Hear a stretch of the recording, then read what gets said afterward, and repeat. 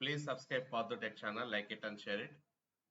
ఈ వీడియోలో మనం ఆంధ్రప్రదేశ్ మోడల్ స్కూల్స్ యొక్క out sourcing staff services continuation ఆర్డర్లు 2025 గురించి తెలుసుకుందాం. వేసవి సెలవుల కాలంలో మరియు సర్వీస్ బ్రేక్ ఇచ్చిన తర్వాత 2025-26 విద్యా సంవత్సరానికి ఏపీ మోడల్ స్కూల్స్లో అవుట్ సోర్సింగ్ స్టాఫ్ సిబ్బంది సేవలను కొనసాగించడంపై ఈ ఆర్డర్స్ ఇవ్వడం జరిగింది. ఇక్కడ మీరు గమనించినట్లయితే జూనియర్ అసిస్టెంట్కి వేసవి సెలవులు ప్రారంభమయ్యే తేదీ నుండి తర్వాత 2 రోజులు సర్వీస్ బ్రేక్ తర్వాత నుంచి మన స్టార్టింగ్ అవుతుంది. అదేవిధంగా క్లర్క్ కమ్ అకౌంటెంట్కి వేసవి సెలవులు ప్రారంభమయ్యే తేదీ నుంచి 2 రోజులు. సో అదేవిధంగా ఆఫీసు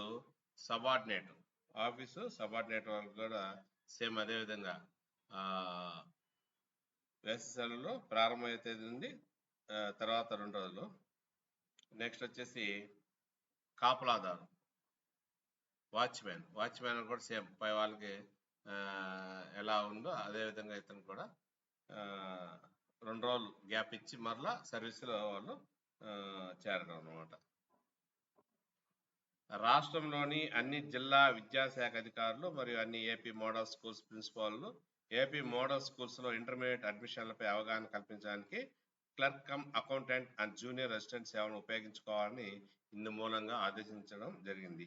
ఇంకా వాచ్మెన్ కమ్ స్వీపర్ మరియు ఆఫీస్ సబార్డినేట్ కమ్ స్వీపర్ సేవలను లైబ్రరీ ఏటీఎల్ వర్చువల్ క్లాస్ రూమ్లు మరియు ప్రయోగశాలలు మొదలైన వాటిలో వివిధ విభాగాల క్రింద అందించబడిన ఫర్నిచరు మరియు ఇతర మెటీరియల్ వంటి ఖరీదైన వస్తువులను 24 గంటలు పగలు మరియు రాత్రి చూడడానికి రక్షించడానికి మరియు పాఠశాల భవనాన్ని పరిశుభ్రమైన స్థితిలో నిర్వహించడానికి ఇందు మూలంగా ఉపయోగించుకుంటున్నారు. అందువల్ల రాష్ట్రంలోని అన్ని జిల్లా విద్యాశాఖ అధికారులు మరియు ఏపీ మోడల్ స్కూల్స్ యొక్క అన్ని ప్రిన్సిపాల్స్ పైన పేర్కొన్న సూచనలు పాటించాలని ఆదేశించారు. 2025-26 విద్యా సంవత్సరం చివరి వరకు మాత్రమే కొనసాగుతారు.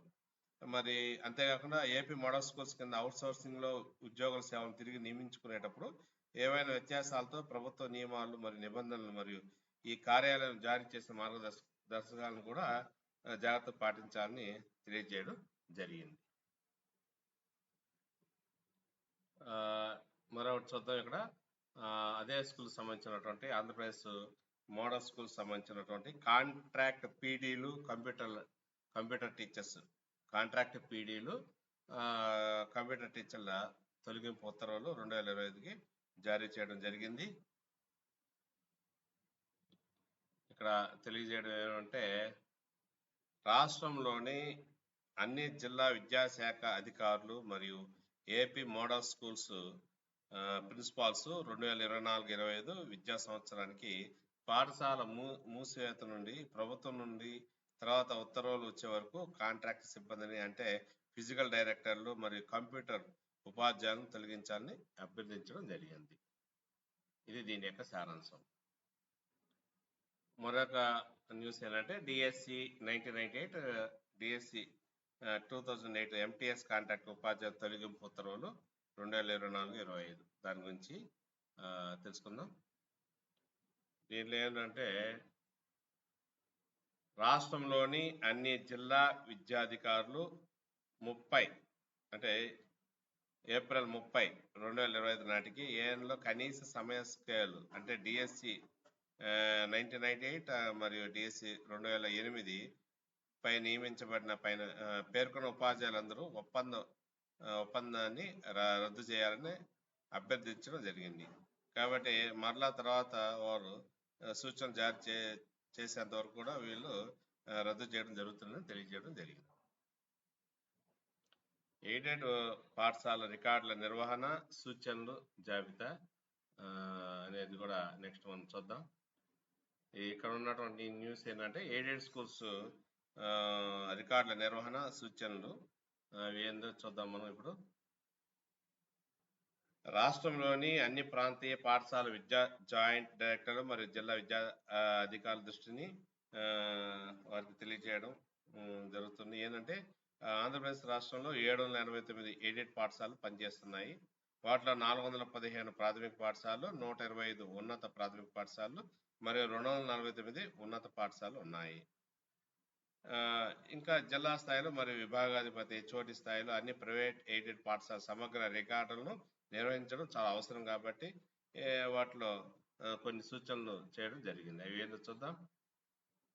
అవి ఏంటంటే బోధనా సిబ్బంది వివరాలు, ఒకటి బోధనా సిబ్బంది వివరాలు, రెండు వచ్చేసి మౌలిక సదుపాయాలు అంటే మూవబుల్ ఇమ్మూవబుల్ కదిలే స్థిరమైనటువంటి.